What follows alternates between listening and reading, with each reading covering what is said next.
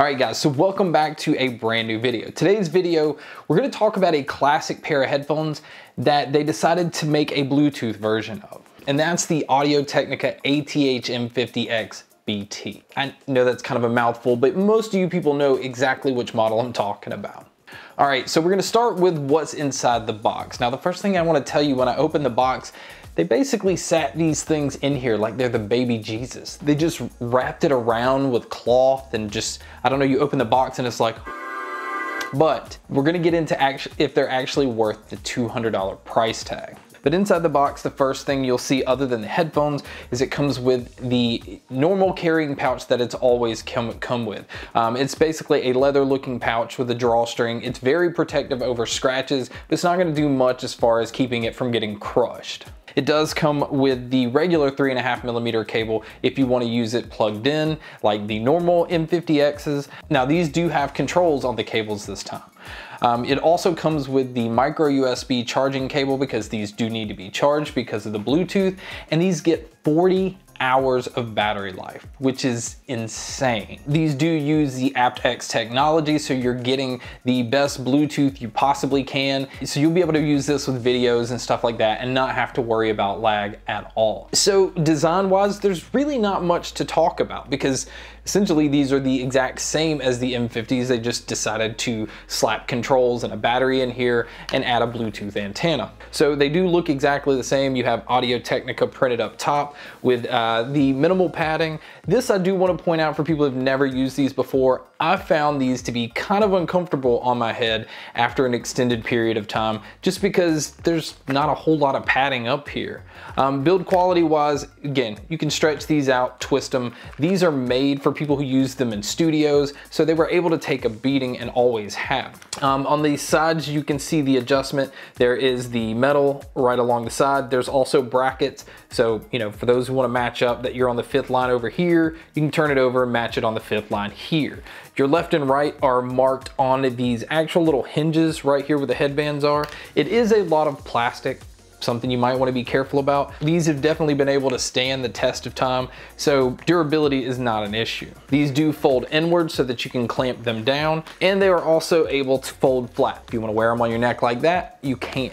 Their branding is very minimal. In fact, the branding is actually matte black and hidden in here, and this is kind of their signature ring around here, accented in chrome. Like I said, there's a little markings of chrome here and there, but for the most part, this is a very minimal looking headset. The ear padding on these is not very thick, but these are extremely comfortable. The pleather they were able to use, you know, once you have them on your head, they basically lay flat. They're low profile, they don't stick out really bad. You know, these do not look like your normal consumer type headphones that people use in public. In fact, when you pick them up, they look like studio headphones because originally that's what they were intended for. All the controls they added is on the left-hand side. It's actually a switch to turn it from off to turn it on to Bluetooth, which I like. But you also have your micro USB input for charging.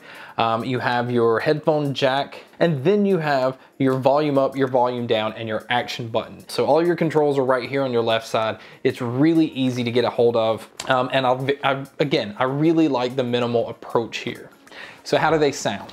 The first thing I notice is there's nothing really new about these. And to be honest, that's the strongest selling point on these, because they could have made these Bluetooth and they could have sounded so far from the original that you just kind of wondered why they named it this. And essentially this sounds exactly like the M50s, but it sounds like them when they're plugged into an amp. Now the M50s have never been hard to drive. They never have had to require an amp, but if you wanted to get the most out of it, the most bass, more of a cleaner, louder volume, it was always nicer to have it plugged into an amp.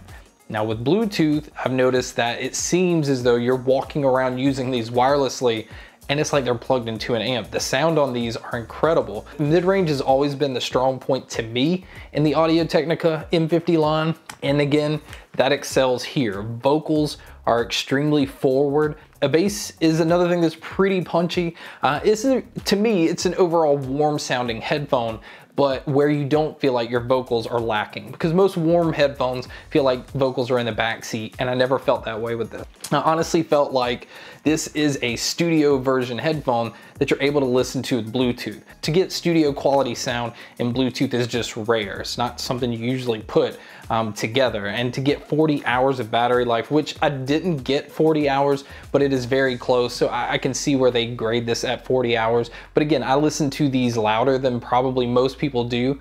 So maybe that affects the battery life. So Audio Technica definitely has a winner here, and I think they knew that already. They took an already popular headphone in the M50 line and just made it wireless. And phones are ditching the headphone jack anyway. So if they want to continue to sell these and to continue keeping them in the mainstream, making them popular, you gotta cut the cord. You have to give the option of Bluetooth, and I think they did an incredible job. These are newly released, and I think for anybody that is an audio fan, audiophile, if you wanna call yourself that, you wanna use these for gaming, they're just a very good overall pair of headphones. But again, that's nothing new with these. That's always been the case with the M50 line.